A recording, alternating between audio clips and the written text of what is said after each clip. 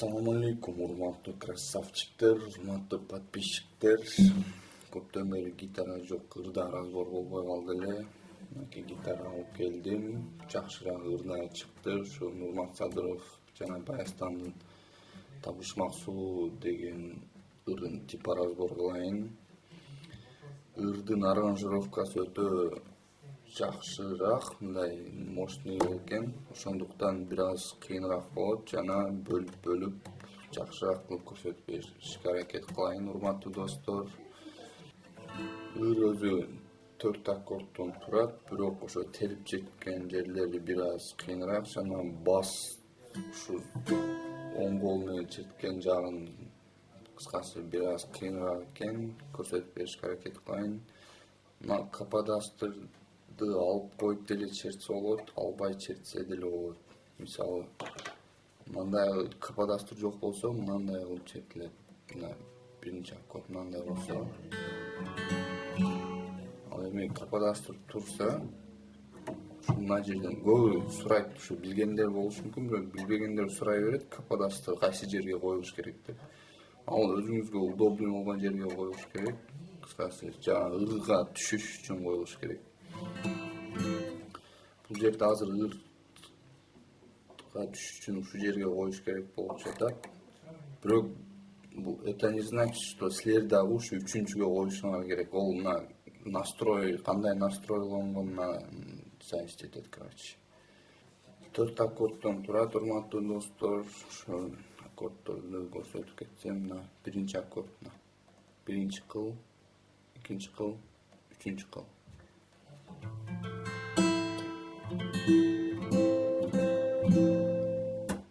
Экинчи аккорд, мына бешинчи кыл, чыпалак менен экинчи кыл. Үчүнчү аккорд, бешинчи кыл, мына төртүнчү кыл. Кайсы улар менен басылса, ошолор менен басып аласыздар. Мен ушундай кылып басканга көнгөн. Бешинчи кыл, төртүнчү кыл, үчүнчү аккорд жана төртүнчү аккорд, мына экинчи кыл, үчүнчү кыл, төртүнчү кыл. Ушул 4 аккордтун ошто чертсе болот. Анда мен сен башындагы вступление жерин көрсөтүп берейин, мына ырды коюп туруп.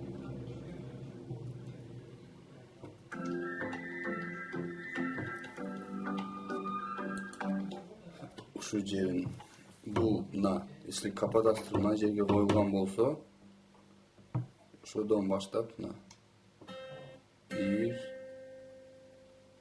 2, 3.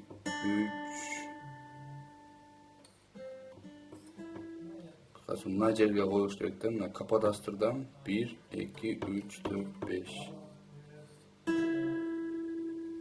Ушудан баштап мындай кылып чертесиз. Мына эгерде каподастрдан 5ке ылдыйга түшөсүздөр. 1, 2, 3, 4, 5. Эгерде каподастр жок болсо, мындан баштап 1, 2, 3, 4, 5. Ушу жерден баштап чертесиздер. Кыскасы, мына каподастр менен коюп чертейин азыр.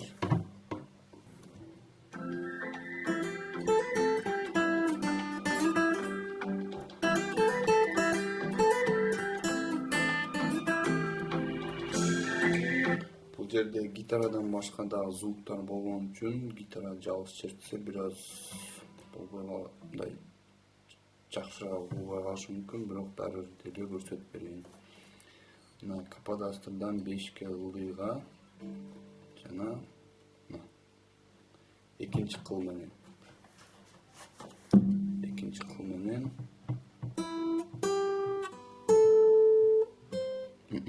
када.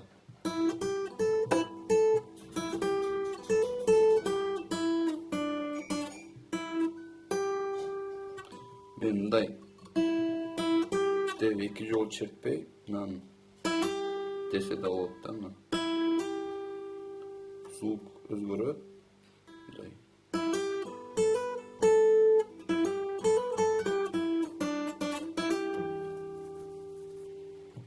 кандай кылып түшүндүрсөм мынакей.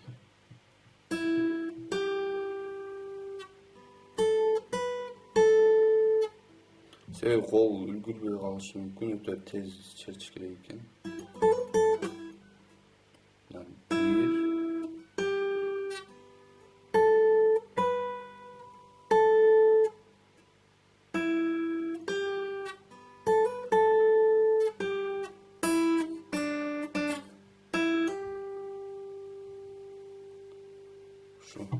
Да, настройкасынан бир аз секинирээк кылып көрсөңүздөр болсо керек, же мен деле ушу. Эми куплет башталган жерин көрсөтөйүн. Жанагы 4 аккорд менен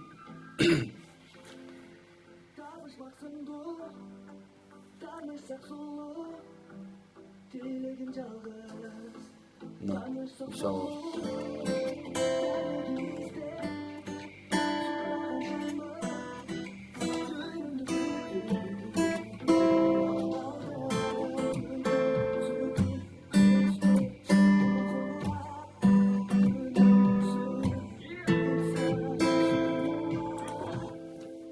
колдун боюн мындай кылып чертсе болот. Бир аз кыйыныраак болот, бирок эгерде үйрөнүп алсаңыздар, ушул ырга болушунча дал келет, туура келет деп ойлойм мен. Менин оюм точно ушундай деп айтпай атам. Комментарийге жазбаңыздар. Менин оюм, менин көз карашым мындай.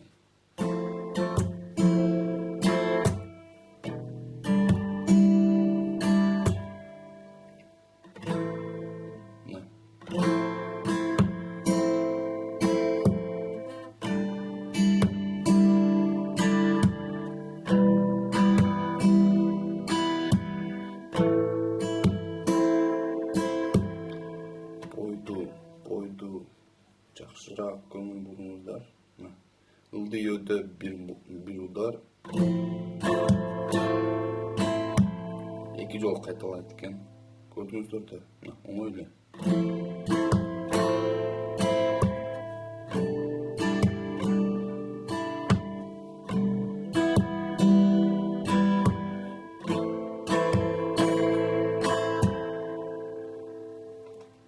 Ылдый өдө удар. Просто ылдамдыгын, скоростун бир аз неме кыласыздар да, карайсыздар, ошого көңүл бурасыздар.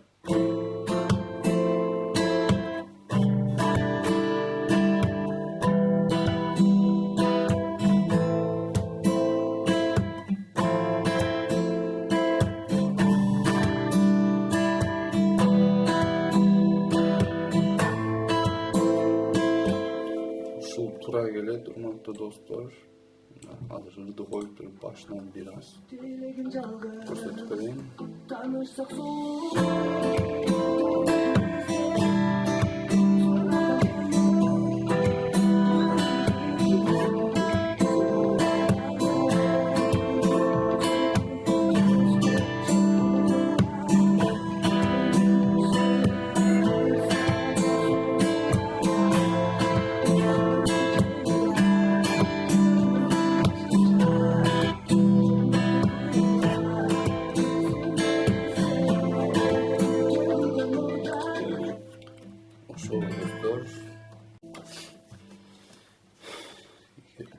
Эми терип четкенди урматтуу достор, бир аз көрсөтүп беришке аракет кылайын.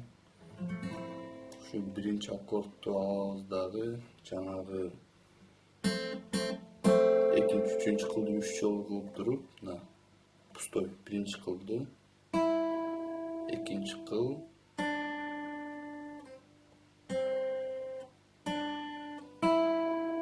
мындай болуш керек.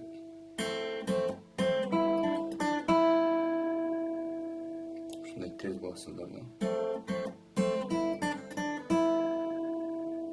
Экинчи аккордду алабыз дагы. Азыркыны эле кайталайбыз.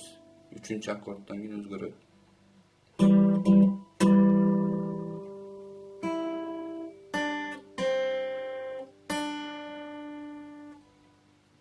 Мына кыл басылат.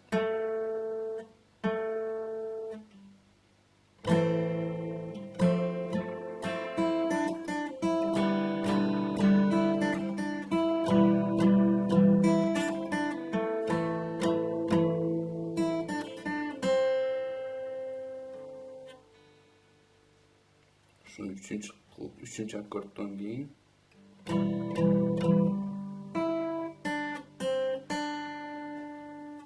mına üçüncü kılıp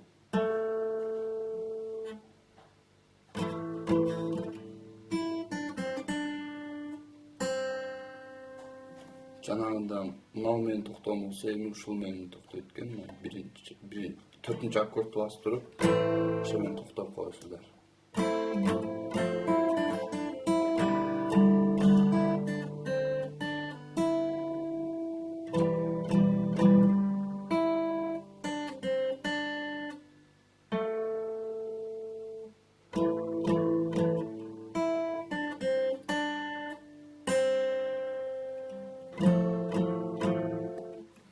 Ушундай достор, жакшы эле көрүүнү акса керек. Чөтө ана камеранын кичине болуп мага азыр анча билинбей жатат. Ушу комптон же сот телефондон жакшы эле көрүнсө керек.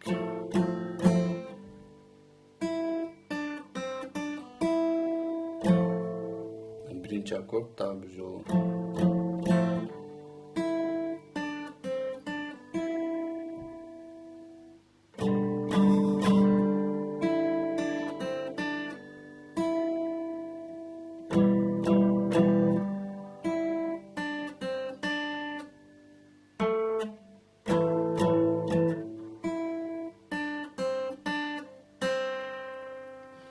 Бир көрсөтүп кетейин кандай болуш керек экен.